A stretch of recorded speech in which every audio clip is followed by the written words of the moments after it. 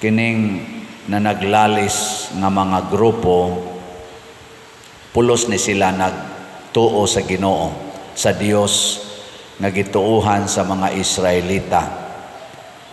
Pulos ni sila nag-ila ni Moises og sa mga propeta.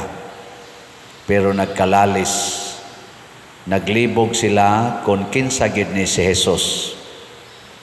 Sama sad sa unang pagbasa, ang mga tao nga nagpaabot og propeta nga mugiya nila, gipadadaan ni Jeremias, ila na sang patyon si Jeremias sa ngalan sa Ginoo nga ilang gituuhan.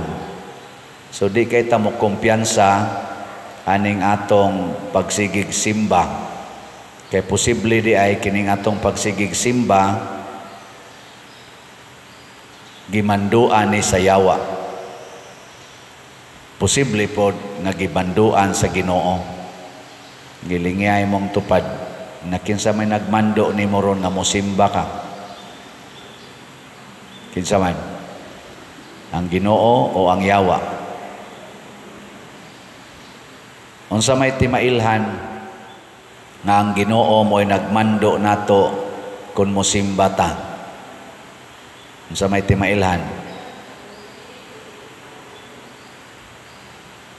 Maliwat tas Ginoo, gusto tang maliwat sa Ginoo. Mosimba ta kay gusto tang maliwat sa Ginoo. Pasabot, maminaw ta niya og mangandoy tang mosunod unsa man ang iyang mensahe nato, matag simba nato. Pero kung gimanduan ta sa yawa, gusto natong matuman ang atong gustong mahitabo sa atong kinabuhi. Muna mosimba ka, kay mangayo kas Ginoo, mudiktar kas Ginoo. Simba ko ron kay birthday nako. Ano, unyag dili nimo birthday, adi lang sa akong simba. Simba ko ron kay magpa-blessing ko. Uy, mosimba ko ron kay padung ra ba ko mularga. Ana, magpa-blessing ko. Unyag di na ka mularga, adi lang sa akong simba. Musimba ko ron kay sus, mo take ra ba board exam akong anak, akong iampo. Unyag wa na mo take og board exam, adi na kong simba. Kana bang ang atong pag-anhi ba sa simbahan ang pagtuman lang unsay atong gustong mahitabo. Mao gani na atong batasan, manduan dayon ta siyawa. Mao na nga dali tang malagot kung dili mahatag sa Ginoo ang atong mga gikinahanglan. Ngilingay mong tupad, nawa ka nagmahay sa Ginoo anang imong mga kinabuhi karon. Sa imo rong kinabuhi ba wa ka nagmahay sa Ginoo? Ay daghan kay nato, sige mahay, ngano man Lord, sige man ta kog simba, nganong pobre gyapon ko, naanoy way simba-simba, dato nun kayo. Nagtinarong man ta ko Lord, nganong ako may gidaog-daog, naanon dihay nagbinuang, mauna hinoy nakapabor. Ana. Tinarong man ta ni akong pagdagan sa eleksyon, pildi man noon ko, na hinoy nagbinuang diha, sige pangurakot, mauna noy nakalingkod. Ay na god. Di ba? Di mo ana. Maayo kay mga buotan demo. Si Jesus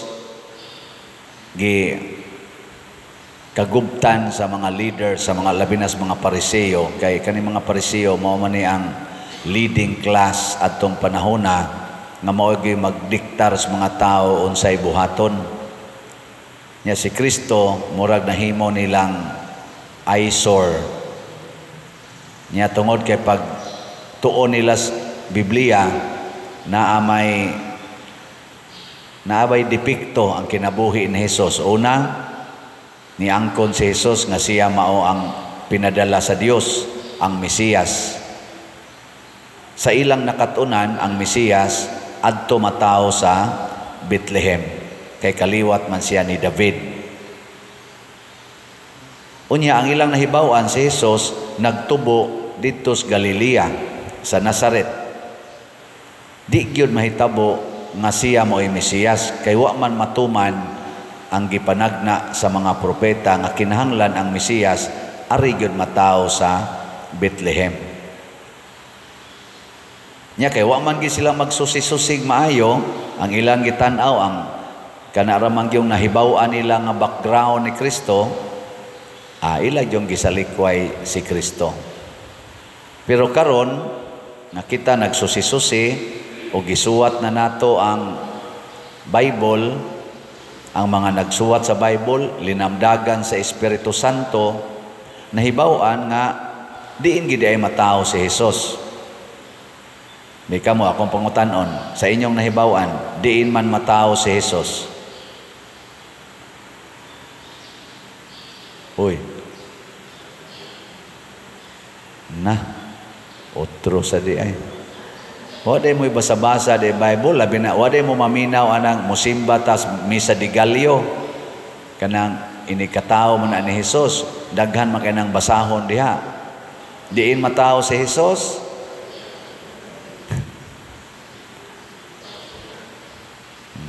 Naroon. Dito matawo si Hesus sa Bethlehem. Dito siya natao.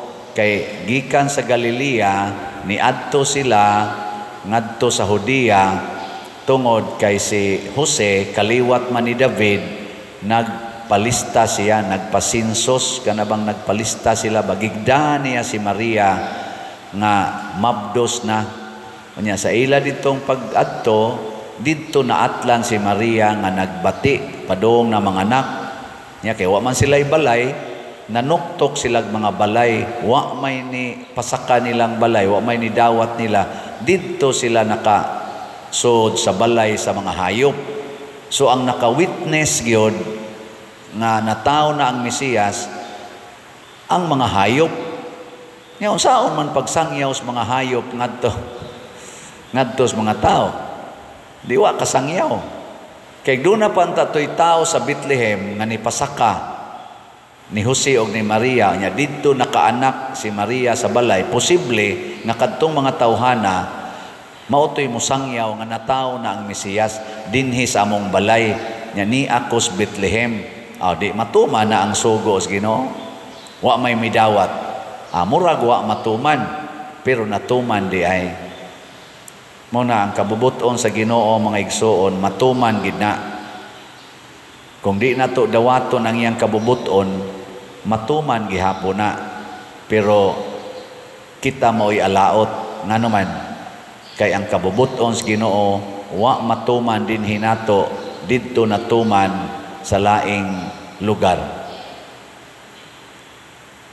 Kining atong nahitabo ros nasod na porti ng daghana na itong problema, labi na gining kalisod, kagutom, sugod na sad ang drugas, kuyanap na sang mga adik, tulis, rape, pagpatay, hapit kada adlaw na nasad tay mabati, tulis, rape, patay, either sa drug addicts or sa mga diris mga gitawag natog mga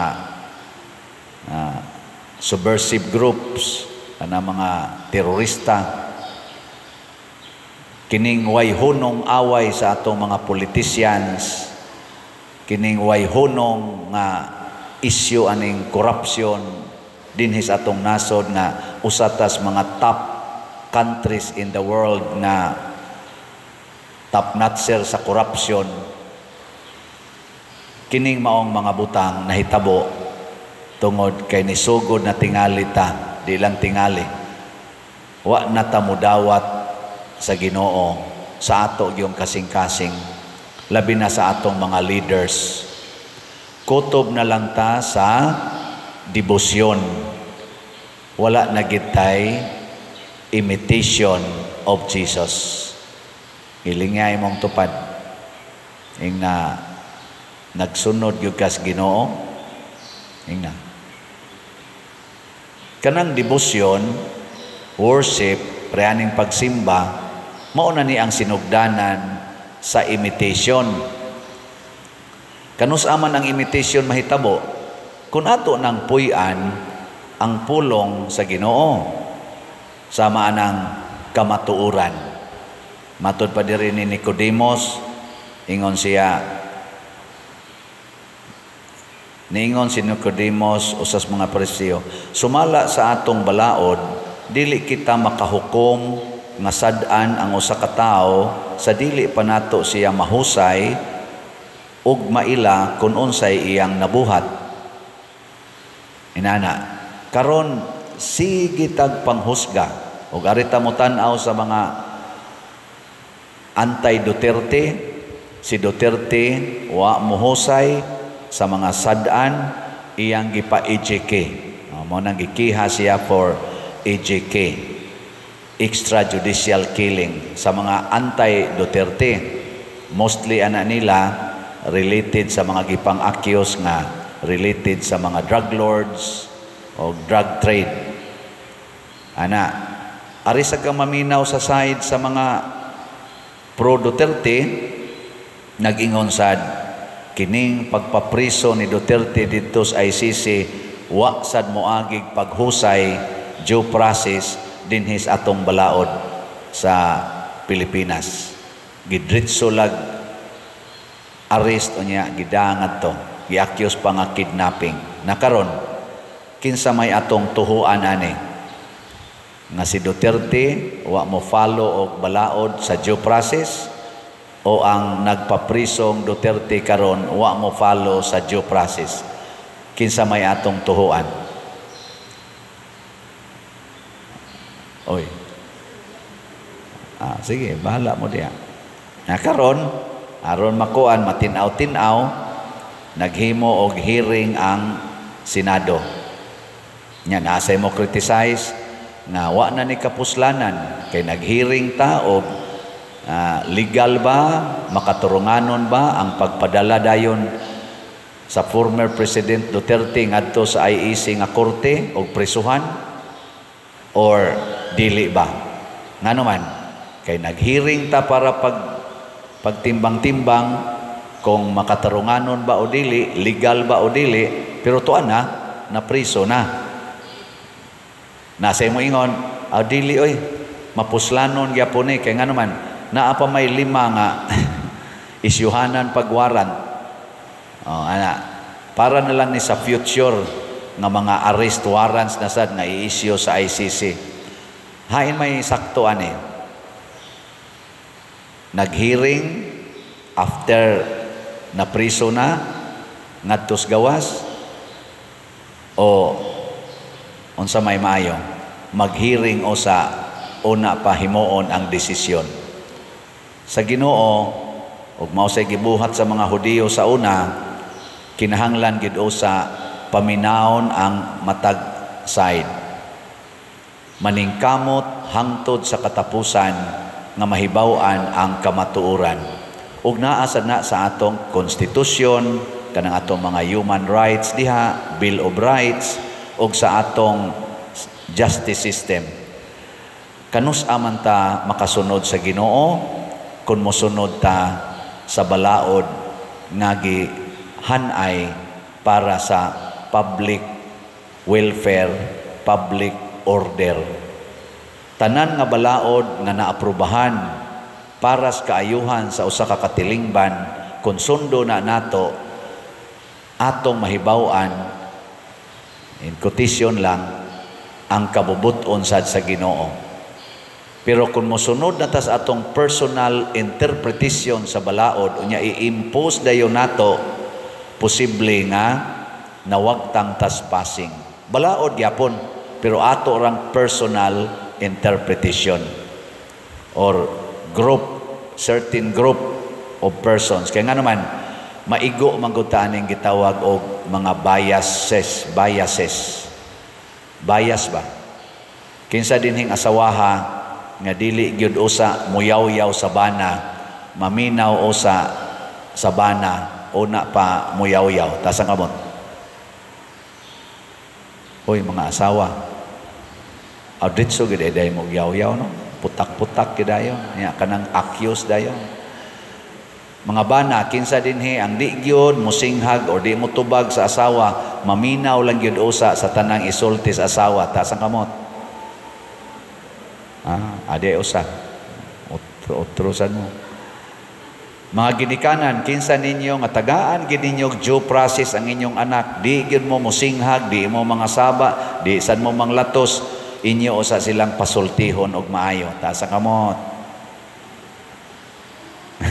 Ana ay mga duha ka buok ni isa, pero ana rasad kutob. Ana. Mao ni kuwang nato. Pulusta nagsunod kunuhay sa balaod, pero usahay kumkumo nato ang balaod sa atong kamot. Na magidong tatay korte as Filipinos na atay mga korte, moagi gidong tata sa korte, due process, legal process. Nya sa ato sang personal nga kinabuhi, kamao gid unta tang maminaw sa atong isig katao. Dili ta mo diretso lang hukom. Musulti ta pero naagyoy gitawag og allowance for katubang revelation sa tinuod nga kamatuoran. Kay kani manggong pamaagis Ginoo mga igsuon, lisod kay masabtan. Example, kanang pagpalit og slot unsa man na, makaayo o dili? Kinsay moingon nga makaayo, taas ang kamot. Taas. Sige. Kamong niisas kamot, kapila na mo nakapalit og slot. Bahala na mo diha. Kay moingon ka makaayo, pero naras imong unahuna, pero og ika na ingnon palit og slot, awayo lang ko kay pobre man ko. Di gid makaayo. Kay makaayo pa, bisag pobre ka, mo palit ka. Kay makaayo man.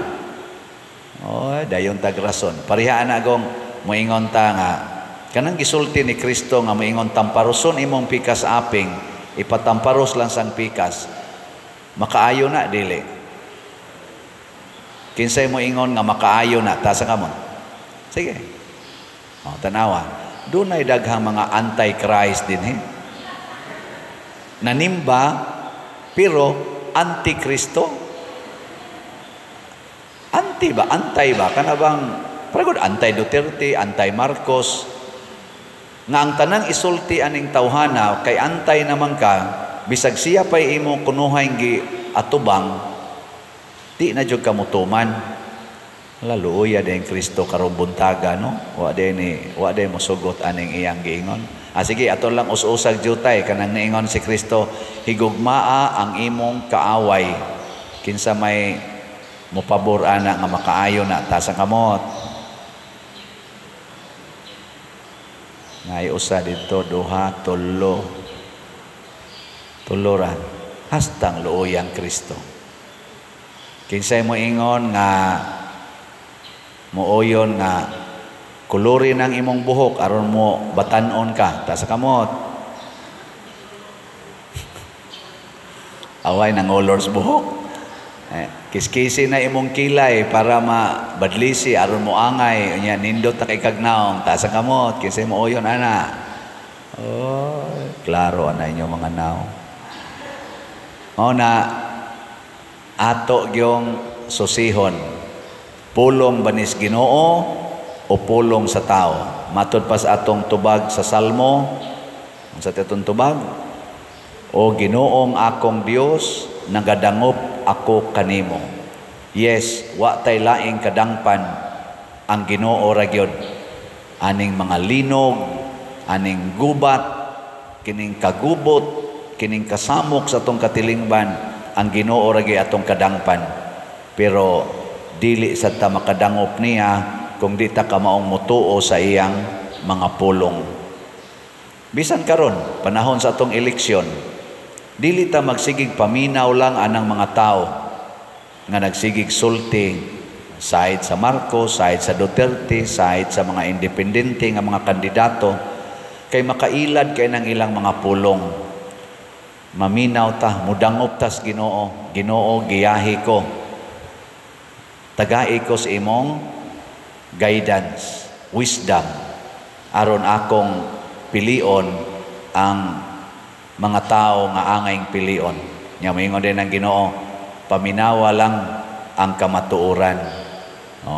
Na makatabang kay nato na sa social media na ay tinuod, na sa di tinuod, pero dako kay ikatabang kay naa dihay daghan kayong mga kana ganing kasaligan nga mga gibuhat ang atong mga tao nga naningkamot pagpakita unsay nahitabo aning atong eleksyon sa ilang mga rallies ana gi-live man na sa mga gipang-upload ana mabati nato unsay ilang gipangsulti ang ilang mga naong makita nato kay nam sa mga naong diha nga murabag kanang magduda ta kung matinud-anon bang iyang naong, di ba? Sa mata mo makikita ang asana sa mata mo makikita ang aking damdamin. Makita man nato. Nya makita sa nato ang reaction sa mga tao. Na ay nagsige diag himog kalye survey. Kay naam say mga survey nga makapangutana sa ta, nganong kanimang mga tawhana ang pirming top notcher sa survey? Unya mura mag-igrali nila mingaw man kayong mga tao, di man kay sila hot. Nya di ano'y hot kayong mga tao inigrali magsigigyog sa gitsagit, di man maapil sa survey. Maminaw tas na mga kalye survey kana bang aktual bang ilang suroy-suroyon nya ibadlis-badlis inana. Makatabang sad, maabli-abli po ta. Mura manig na makak. Ana no? Anha diyan nato makita. Pasabot, involve, open your mind and your heart and your faith to the realities nga nahitabo karon in relation sa atong eleksyon. Inana ng atong buhaton aron ang kabubuton sa Ginoo mo'y atong masunod panahon sa eleksyon. Nga napamanggay last nga kuan kontra nato unsa man tikason ang counting. Sa ato nang gitawag og dagdag bawas na ibawasan na asay dagdagan. Unsa man na nato pagsumpo? But lang. Nako kibaw. Mao na. Unsa man pagsumpo na? Dagdag bawas. Humana nindot na kay kagipili. Ang tanang tao nipili gyud sigon siyang konsensya. Pero pag abot dito sa machine, gi-control na daan ang kaning kuan resulta. Unsa na nato pag-control? Ambot lang. Maminaw sad ta sa mga suggestions. Naaman sa mga suggestions ana, na suggestion sa kumilik, na sa suggestion sa mga katawhan ato sang paminaon niya suwaya nato pagtuman. Ngaigsoon dili sayon ang pagsunod sa kabubuton sa Dios. Apan masunod na nato basta sama ni Propeta Jeremias nagsalig sa Ginoo, sama ni Hesus nagtuman sa kabubuton sa Amahan hangtod sa kamatayon. Og maunay challenge nato karong nanimba og challenge natong mga Katoliko og in general natong mga Kristiyanos.